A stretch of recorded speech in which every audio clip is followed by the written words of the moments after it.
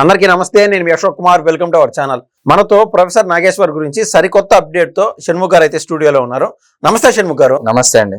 Professor Nageshwar, ఒక్క మాటలో నేను చెప్పాలంటే అండి, ఇంటి పేరు ప్రొఫెసర్ అనే విధంగా జనం నోట్లలో నానుడిగా మారిపోయింది.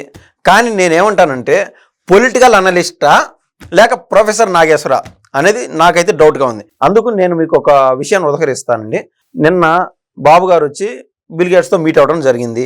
అందుకు మీతో కొలాబరేట్ అవ్వడం, మీతో కలిసి గేట్స్ ఫౌండేషన్తో మీ రాష్ట్రానికి మరింత సేవలు అందించడానికి మా యొక్క సంస్థ ముందుకు రావడం నాకు చాలా హ్యాపీగా ఉంది. ఆయన కూడా తృప్తిగా ట్వీట్ కూడా చేశారు. ప్రపంచం లేకల్లా పెద్ద బిజినెస్ మ్యాన్ అయినటువంటి బిల్ గేట్స్ కూడా, అది మనందరికీ గర్వకారణం. ఒక మాట చెప్పాలంటే మన భారతదేశానికే గర్వకారణం.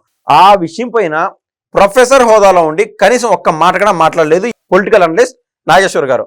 కానీ ఈరోజు ఇవాళ చూస్తే ఏదన్నా మాట్లాడుతున్నాడేమో, ఏమన్నా తెలియదు, ఏమైనా అప్డేట్ ఉంటుందేమో నేను చూడడానికి ప్రయత్నం చేశాను. ఆయన ఏం చెప్తున్నాడంటే వైసీపీ నుంచి నాయకులు ఎందుకు వెళ్ళిపోతున్నారు, ఈ క్రమేణా వీడియోల్లో ఉన్నాడు. అసలు దీన్ని మొత్తం చర్చని ఏ విధంగా చూస్తారు మీరు? ప్రొఫెసర్ కె నాగేశ్వర్, మీరు ఇందాక అంటున్నారు పొలిటికల్ అనలిస్ట్ అని. మరి మనం ఇక్కడ నుంచి అయితే ప్రొఫెసర్ అయిన అయితే పిలవకూడదని మీ లెక్క ప్రకారం. మరి ఇప్పుడు ప్రొఫెసర్ కె నాగేశ్వర్ గారు మార్నింగ్ ఒక వీడియో చేయడం జరిగిందండి. ఏమని వీడియో చేశారంటే వైసీపీ నాయకులు ఎందుకు వెళ్ళిపోతున్నారు ?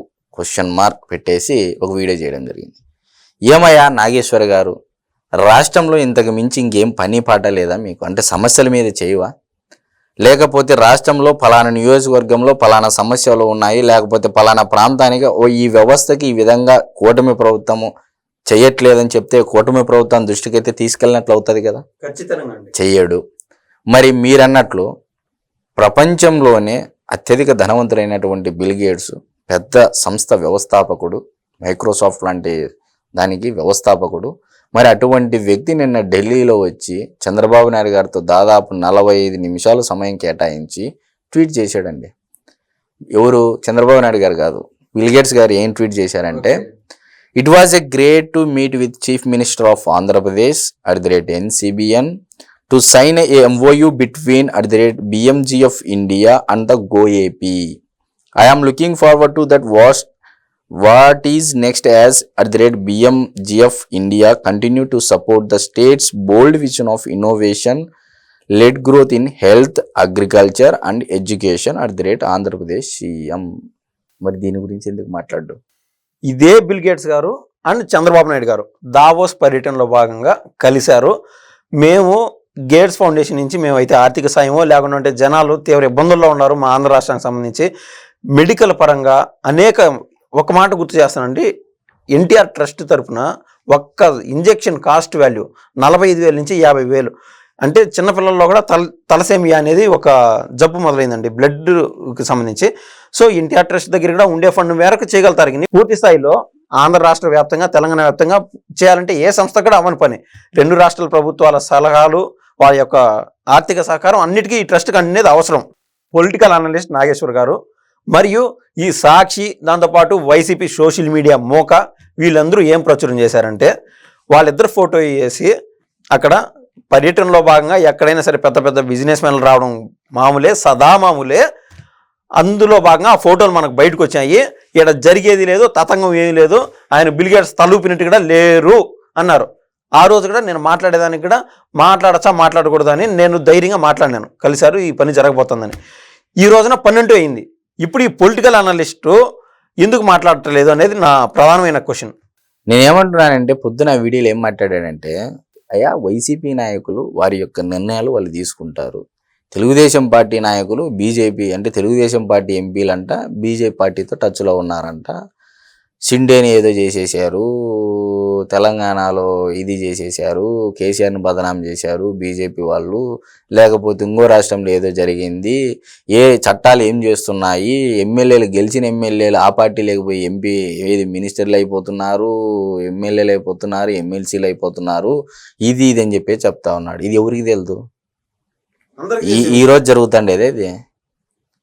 రాజకీయ పార్టీలు పుట్టినప్పటి నుంచి జరుగుతున్న తతంగం ఏందన్నా ఉంది అంటే, ఈ పార్టీలో గెలిచినటువంటి నాయకులు వారి యొక్క వ్యక్తిగత కారణాల రీత్యా వారి కార్యకర్తలు ఆ నియోజకవర్గము ఏదేని రీత్యా కావచ్చు, ఎవరి నిర్ణయం తీసుకునే హక్కు వాళ్ళకు ఉంది. ఫిరాయింపు నిరోధక చట్టం అనేది ఒకటి ఉంది. మరి చట్టాలు ఏం చేస్తున్నాయనే దాని మీద వీడియోలు చేయి, సుప్రీంకోర్టు న్యాయమూర్తికి ప్రధాన న్యాయమూర్తికి లేఖలు రాయి, మోడీ గారు వచ్చినప్పుడు లేఖలు ఇవ్వు, లేకపోతే ఆ అడ్వకేట్ జనరల్ ఉంటాడు కదా, ఆ అడ్వకేట్ జనరల్కి ఇవ్వండి లేఖ రాసి. ఏంటి ఇది, పొద్దున్న లేచినాల నుంచి తెలుగుదేశం పార్టీ ఎంపీలు బీజేపీతో టచ్లో ఉండారు, వైసీపీ నాయకులు వెళ్ళిపోతున్నారు టీడీపీలోకి, కాంగ్రెస్లోకి, బీఆర్ఎస్ ఎమ్మెల్యే, ఇవన్నీ ఎవరికి తెలీదా? ఈ రాజకీయాలు ఈ పొద్దు కొత్తవా ఏమన్నా? మరి నిజంగా నువ్వు చెప్పాలి అనుకుంటే నిన్న బిల్ గేట్స్ ట్వీట్ చేసిన దానిపైన రాబోయే 95లో ఐటీ విప్లవం కోసం ఆ రోజు ఇద్దరు కలిశారు, ఈ రోజు ఏఐ కోసం మళ్ళీ వీళ్ళిద్దరు కలవబోతున్నారు అనే విషయం ఎందుకు చర్చించకూడదు? ఒక మంచి విషయం పట్ల ఎందుకు చర్చించకూడదు అంటున్నా నేను. లేదా వీళ్ళు తీసుకున్న 5 రంగాలే కాదు, 5టికి అనుసంధానంగా ఈ రంగం కూడా ఉపయోగపడుతుంది, వాటిని మ్యాచ్ చేయండి సార్ అని చెప్పి బాబు గారికి కానీ లేదా డిప్యూటీ చీఫ్ మినిస్టర్ కానీ ఇక్కడ ఉన్నటువంటి ఐఏఎస్లు కానీ నేను సలహాలు ఇవ్వచ్చు. దాంట్లో పెద్ద నేను అదే అంటున్నా, నిజంగా నీకు ఆంధ్రప్రదేశ్ మీద అంటే ఎక్సెప్ట్ నాయకులు పార్టీలు వదిలేసేయండి, మీరు ఆంధ్రప్రదేశ్ ప్రభుత్వానికి కానీ ఆంధ్రప్రదేశ్ ప్రజల పట్ల ప్రేమ, ఆప్యాయత, గౌరవము, అభిమానము ఉన్నట్లయితే సలహాలు ఇవ్వండి. కేంద్రం నుంచి ఇంత పలానా చోట నిధులు తెచ్చుకోవచ్చు, ఆంధ్రప్రదేశ్ ప్రాంతంలో పలానా ఉత్తరాంధ్ర ప్రాంతంలో ఈ సమస్య ఉంది, ఈ సమస్యకు కేంద్ర ప్రభుత్వంలో ఈ స్కీమ్ ద్వారా ఇన్ని డబ్బులు వస్తాయి, లేకపోతే రాయలసీమ ప్రాంతంలో డ్రాట్ ఏరియా అసలు కరువు తాండవిచ్చేది, స్పెషల్ ప్యాకేజీ కింద మీరు ఈ విధంగా ఒత్తిడి చేయొచ్చు, లేకపోతే ఈ రాజకీయంగా మీరు ఇలా మలుచుకోవచ్చు, ఉంటాయి కదా. చంద్రబాబు నాయుడు గారికి వెళ్తే చంద్రబాబు నాయుడు గారికి కూడా తెలియనివి నీ దగ్గర ఉంటాయి, జగన్మోహన్ రెడ్డి గారికి కూడా తెలియనివి నీ దగ్గర ఉంటాయి, పవన్ కళ్యాణ్ గారికి కూడా తెలియనివి నీ దగ్గర ఉంటాయి, లేకపోతే జయప్రకాష్ నారాయణ లోక్సత్తా ఆయన దగ్గర లేనివి కూడా నీ దగ్గర ఉంటాయి, జేడి లక్ష్మీనారాయణ గారికి తెలియనివి కూడా నీ దగ్గర ఉంటాయి. మరి పెద్ద పెద్ద మేధావులు సైతము మీ యొక్క మాటలు విని సంభ్రమాచార్యానికి గురైపోతున్నారు రోజు రోజుకు.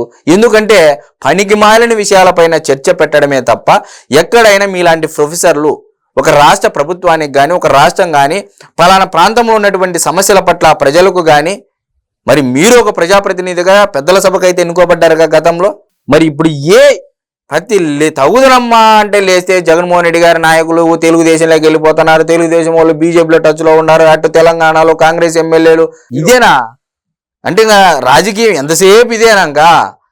అభివృద్ధి పైన మన రాష్ట్రం కానీ నిరుద్యోగులకు పలానా కంపెనీలు ఈ విధంగా ఇక్కడ జరుగుతుంది చర్చ, ఇక్కడ చోట సదస్సులు జరుగుతున్నాయి, మీరు వెళ్ళండి, కూటమి ప్రభుత్వము నిర్లక్ష్యంగా వ్యవహరిస్తుంది అని చెప్పతే కూటమి ప్రభుత్వానికి ఒక జారీ చేసినట్టే కదా సూచన.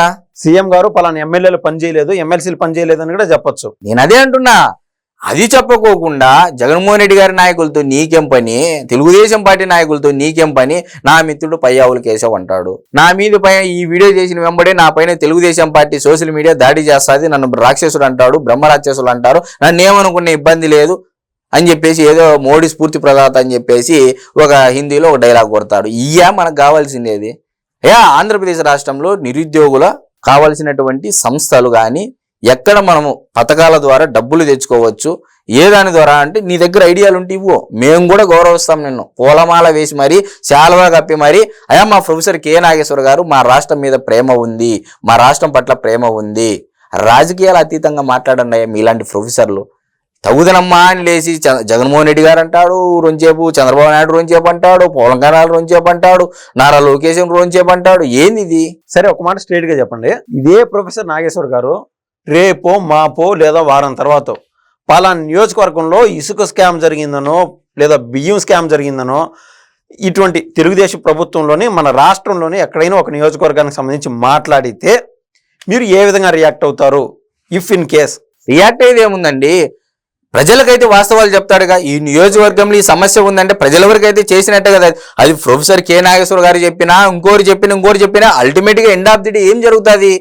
ఈ నియోజకవర్గంలో ఈ ఎమ్మెల్యే ఈ విధంగా చేస్తున్నాడు, ఈ ఎమ్మెల్సీ ఈ విధంగా చేస్తున్నాడు అంటే కూటమి ప్రభుత్వంలో ఉన్నటువంటి అధిష్టానం ఎవరు, ఇటు తెలుగుదేశం పార్టీ అధిష్టానం కానీ జనసేన పార్టీ అధిష్టానం కానీ నిర్ణయాలు అయితే తీసుకోవడానికి ఒక తొందరగా వెళ్తుంది కదా. ఇప్పుడు ఒక సామాన్య కార్యకర్త వెళ్ళి చంద్రబాబు నాయుడు గారు మా నియోజకవర్గంలో ఈ విధంగా జరుగుతా ఉందని చెప్పేసి అంటే అధిష్టానం తొందరగా తీసుకునే పరిస్థితి ఉందా? మీలాంటి మేధావులు చెప్పే మాటలు వింటారు కాబట్టి, ఇంకా సమాజంలో ఆహా ఊహా అనే బ్యాచ్ ఉంటుంది కాబట్టి కనీసం మీరైనా ఆ ప్రాంత సమస్యల పట్ల మీలాంటి వారు స్పందిస్తే ఖచ్చితంగా అది భావ్యమని కూడా మీ అలాంటి వాళ్ళు కూడా చెప్తాము. కానీ గతంలో వైసీపీ ప్రభుత్వంలో ఉన్నప్పుడు ఏ ఒక్కసారి సీఎం గారికి కూడా పలానా చోట అవినీతి జరుగుతుందనో ఏ విషయాన్ని ఈయన ఉటంకించిన దాఖలాలంటూ అంటే ఇక్కడ ఏం లేదండి, తన యొక్క వ్యక్తిగత స్వార్థము ఖచ్చితంగా అయితే ఉంది దీంట్లో. ఎందుకంటే తెలుగుదేశం పార్టీ అధికారంలోకి వస్తే తెలుగుదేశం పార్టీని విమర్శిస్తే జగన్మోహన్ రెడ్డి గారు ఏదో ఇస్తారని, లేకపోతే జగన్మోహన్ రెడ్డి గారు అధికారంలోకి వస్తే తెలుగుదేశం పార్టీ ప్రతిపక్షంలో ఉంది, తెలుగుదేశం పార్టీ నుంచి ఏదో ఇస్తాదని. అంటే ఎవరు అధికారంలో ఉంటే వాళ్ళ అంటే వాళ్ళకు వ్యతిరేకంగా మాట్లాడటము, ఎవరు ప్రతిపక్షంలో ఉంటే వాళ్ళ ప్రజల తరపున మాట్లాడుతున్నావు. మళ్ళీ ప్రజల తరపున మాట్లాడాలి అంటే ఏం సమస్యలు ఏం లేవు రాష్ట్రంలో. ఇంకా ఇప్పుడు వైసీపీ నాయకులు దీంట్లో పోతున్నారు, దీంట్లో నాయకులు దాంట్లో పోతున్నారు అని ప్రజలకు తెలియదా? నాకు తెలియక అడుగుతా, నువ్వు చెప్తేనే తెలుసుకోవాలా. రాజకీయం అనేది పుట్టినోడు ఒక 7-8 ఏళ్ళు వచ్చినప్పుడు చూస్తానే ఉంటాడు. ఈ రోజు కాదు, అది సాక్షాత్తు ఉపరాష్ట్రపతి వెంకయ్యనాయుడు గారు, గతంలో ఉన్నటువంటి వెంకయ్యనాయుడు గారు ఏం చెప్పారండి? ఫిరాయింపులు, ఈ రాజకీయాలు భ్రష్టు పట్టిపోతున్నాయని ఆయనే వ్యాఖ్యానించాడు. మీకంటే పెద్ద పెద్ద పెద్ద స్థానాల్లో ఉన్నటువంటి వారు కూడా ఈ చెప్పిన మాటలు ఇవన్నీ. పాడిందే పాట, అరిగిపోయిన రికార్డు, ఏదో వీడియో చేయాలి, ఏదో నాకు వ్యూస్ రావాలనే దానికోసం తప్ప ఎక్కడైనా నీకు చిత్తశుద్ధి ఉందా? అంటే మీకు క్లారిటీ ఉందని నేను కూడా అనుకున్నాను. వాస్తవంగా అక్కడ ఏదైనా క్లియర్ కట్ గా ఒక సబ్జెక్టరీ పలానా చోట ఇది, పలానా చోట ఇది ఎకానమికల్ గా చేస్తే వ్యూస్ అనేది రావు అనేది అక్షర సత్యం. ఆ కోవలోనే ప్రొఫెసర్ నాగేశ్వర కూడా ట్రాప్ అయిపోయినాడని నేనైతే అనుకుంటున్నాను. ఇప్పుడు ప్రొఫెసర్ కె నాగేశ్వర గారికి నాకు తెలిసి ఆయన ప్రొఫెసర్ అంటే ఏదో ఒక యూనివర్సిటీలోనో, ఏదో కాలేజీలోనో, లేకపోతే ఏదో ఆయనకు టైఅప్స్ ఉంటాయి కొన్ని, దాని ద్వారా ఆదాయం వస్తుంది. ఒక ఛానల్ ద్వారానే ఆదాయం వస్తుంది, దాని మీద బతికేస్తానని అనుకుంటే పొరపాటు. మేబీ ఇంకా ఏమన్నా ఎక్కువ ఆశించి కావాలండి. ఒక ఎమ్మెల్సీగా చేసిన తర్వాత కూడా ఇంకా దేనికి పేరండి, దేనికి పేరు? ఇప్పుడు సడన్ గా ప్రొఫెసర్ కె నాగేశ్వర గారి దగ్గరికి వెళ్ళి దేశానికి 4వ ప్రధానమంత్రి ఎవరంటే చెప్తాడా? సడన్ గా వెళ్ళి ప్రొఫెసర్ కె నాగేశ్వర గారికి దేశానికి 4వ ప్రధానమంత్రి ఎవరంటే చెప్తారా? నేను కూడా చెప్పలేను. అంటే 2 రోజులు 3 రోజులు 4 రోజుల కిందట జరిగినటువంటి సడన్ గా మధ్యాహ్నం ఏం కూర తిన్నామంటే ఎవరన్నా టకాని చెప్పగలుగుతారా? చెప్పలేరు. ఎందుకంటే నేనేమంటున్నానంటే ఈ రోజుల్లో పేరు ప్రఖ్యాతులు అనేటివి ఇన్స్టాంట్. ఈ రోజు బ్రూ కాఫీ వచ్చినా, కాంటినెంటల్ కాఫీ వచ్చినా, ఇంతకుముందు ఏముండేదండి గతంలో? డికాషను దాదాపు అరగంట మరిగించి మరిగించి మరిగించి మరిగించి మళ్ళీ పాలు పోసి మరిగించి ఇచ్చే చేసేవాళ్ళు. ఈ రోజు అంత ఓపిక ఉందే జనాలకి? ముందు పాలు వేడి చేసి దాంట్లో పొడి కలిపేస్తున్నారు. ఇన్స్టాంట్ అంతా. నిన్నటి విషయం ఈ రోజు గుర్తున్నట్ట ప్రజలకు కానీ ఎవరికైనా కానీ, ఈ రోజు ఉన్న విషయం రేపు గుర్తు పెట్టుకోవాల్సిన అవసరం మాకు లేదు అనే సమాజం ఈ రోజు ఎక్కువైపోయింది. అలాంటప్పుడు పేరు ఎందుకండి ప్రొఫెసర్ కె నాగేశ్వర గారికి? మొత్తం మీద మీరైతే ఆయన్ని అత్యంత గౌరవిస్తున్నారు. ఆయన నాకు తెలిసి ప్రొఫెసర్ కె నాగేశ్వర గారిని నేను గౌరవించినందుకు ఎవరు గౌరవించారు? ఎందుకంటే ఒక విషయం పైన అవగాహన తెచ్చుకోవడానికి, ఆయన చేసిన వ్యాఖ్యల పరంగా కూడా మేము రీసెర్చ్ చేసుకోవడానికి మాకు కూడా అవగాహన కలుగుతుంది. ఆ అవకాశం మాకు ఇస్తా ఉన్నారు ప్రొఫెసర్ కె నాగేశ్వర గారు. నేను అందుకే ఆయన ఒక రకంగా మంచో చెడో ఏదేని రీతి అయితే మా అవగాహన పెంచుకోవడం కోసం ఆయన అయితే మాకు ఉపయోగపడుతున్నారు కదా. ఖచ్చితంగా అండి. మరి ఏకలవ్యుడికి ఏమన్నా ద్రోణాచార్యుడు ఏమన్నా దగ్గరుండి విద్య నేర్పాడండి? దూరంగా బొమ్మ పెట్టుకొని విద్య నేర్చుకున్నాడు. మరి మేము కూడా అంటే ఎక్కడో వీడియోలు చేసినటువంటి తెలంగాణలో కూర్చొని ప్రొఫెసర్ కె నాగేశ్వర గారు వీడియోలు చేస్తా ఉంటే ఓకే ఇది వీడియో ఇది రైటా తప్ప అని ఎంక్వైరీ చేసుకొని మేము కూడా ఓకే ఇది తప్పు ప్రొఫెసర్ కె నాగేశ్వర గారు మాట్లాడిండేది మనం కూడా ప్రజలకు తెలియాలా రైట్ ఏందనే అవగాహన అయితే మాకైతే కాస్త కుస్తీ ఇస్తున్నారుగా. మరి ఆయన గౌరవించుకోవాలి కదా మేము. సో మొత్తం మీద మనతో ఉన్నటువంటి షణ్ముఖ్ గారు ఏమంటున్నారంటే మహాభారతంలో ద్రోణాచార్యుడికి ఏకలవ్యుడు ఎలాగనో ఇలా ఇతను ఆరాధించే గురువుల్లో ప్రొఫెసర్ నాగేశ్వర గారు కూడా ఒకరు. సో ఆయన ఏదైనా తప్పు చేస్తే ఆ ఏకలవ్యుడు లాగా తలదించుకోనో బొట్టనవేలు ఇంచేసుకోనో అలా కాకుండా ఆయన తప్పు చేసినా సార్ మీరు తప్పు చేస్తున్నారు, దయచేసి మీ దృక్పథం మార్చుకోండి అని షణ్ముఖ్ గారు తన వంతు చెప్పే ప్రయత్నం అంటూ చేస్తున్నారు. ధన్యవాదాలండి షణ్ముఖ్ గారు. నమస్తే అండి.